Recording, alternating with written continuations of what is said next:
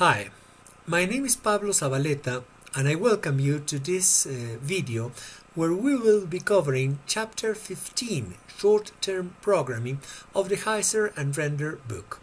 As always, let's start with our outline.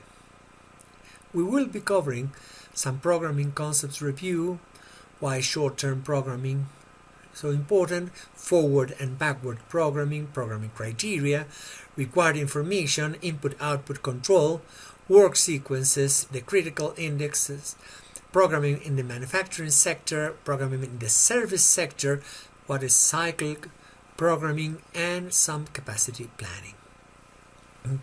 So let's just review very quickly some concepts. Capacity planning determines the size of the facility and the equipment purchasing decisions.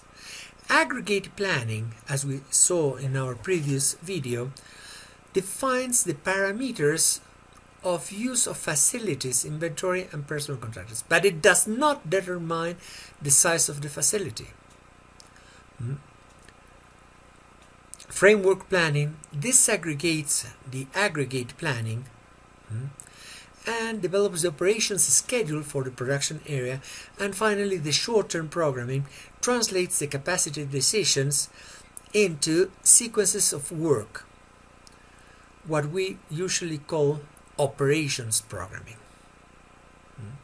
Why is short-term so relevant?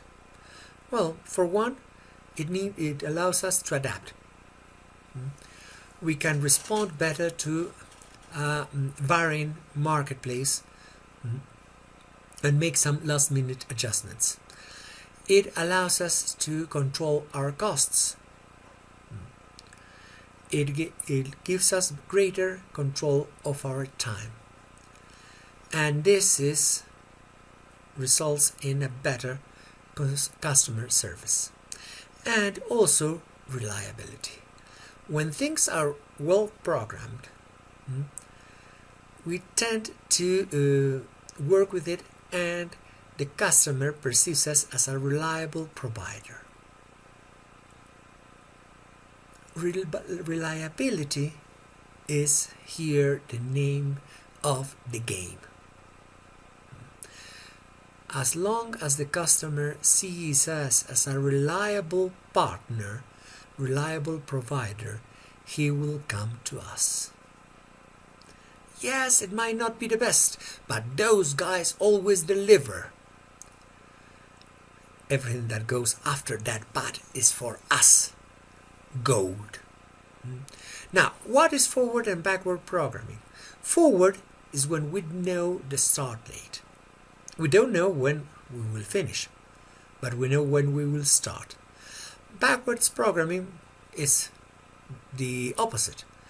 We know when we must finish. As always, there's no single recipe. Always use the applicable criteria that depends on the critical success factors.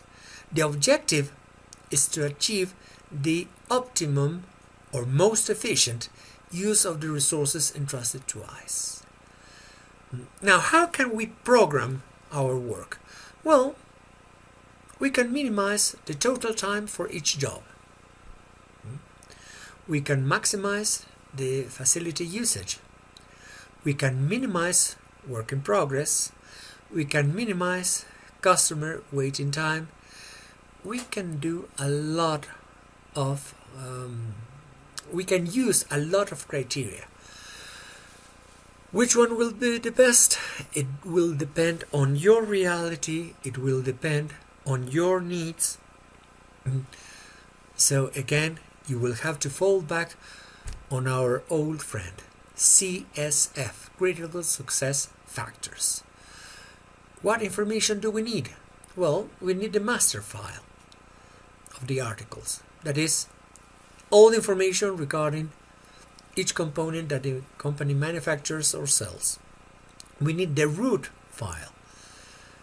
That is, where does each component go throughout each and every work center. and we need the information for each and every work center. Its capacity, efficiency, maintenance, history, everything. Now, if you think that learning so many things costs too much, try ignorance.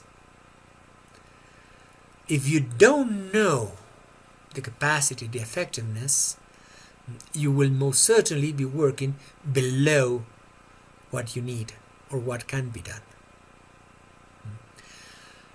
Now let's go on to the input-output control, EO control.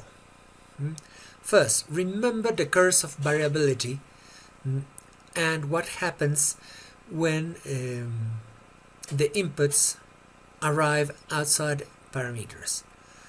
If the job arrives faster than the work center can process, we generate queues. If it arrives slower, idle capacity generated. If it arrives on average with the right load but the wrong temporal distribution, an instability is generated in the system which can manifest itself as a queue, which is exactly what is happening right now throughout the supply chains owing to the pandemic.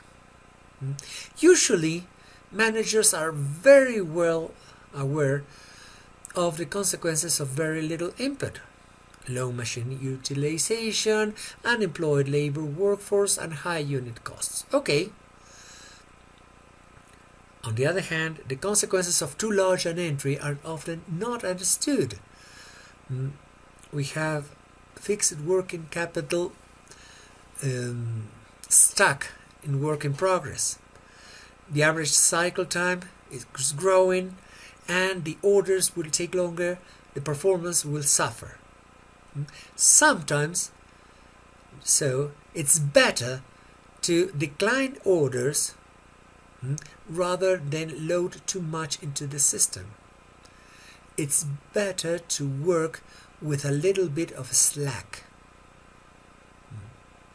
Everything will be working better if you allow some slack into the system. It might cost a little bit more, yes, but you will have more satisfied customers because you can comply with the times, with the delivery times, you can comply with the product. There are so many good things that come out of letting a little bit of slack. Producing less is a solution that many managers don't like, but we can increase our customer service level. Efficiency can improve. Quality can improve. So, we're talking about three things that are crucial: service level, efficiency, and quality. All these three come together to make us a more trusted provider for our client. Our lesson will continue in the next video.